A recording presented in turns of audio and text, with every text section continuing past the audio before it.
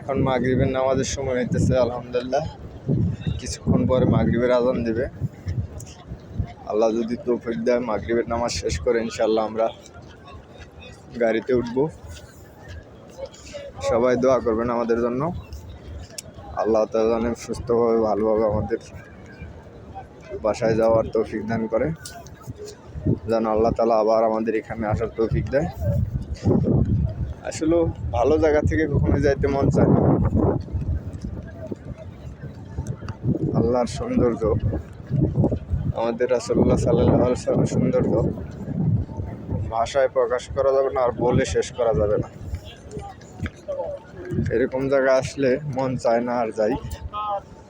তারপরেও জীবিকার তাগিদে দুনিয়ার রীতিনীতির অনুযায়ী যেতে হয়। যতটুকু সময় পাইছি আলহামদুলিল্লাহ, আল্লাহ যেন আমাদেরকে কবুল করে নেয়, আমাদের রাসূলের সুপারিশ যেন আমরা পাই। সবাই যার যার জায়গা থেকে দোয়া করবেন, ইনশাআল্লাহ আমিও সবার জন্য দোয়া করব।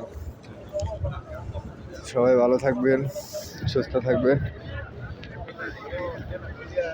আসসালামু আলাইকুম।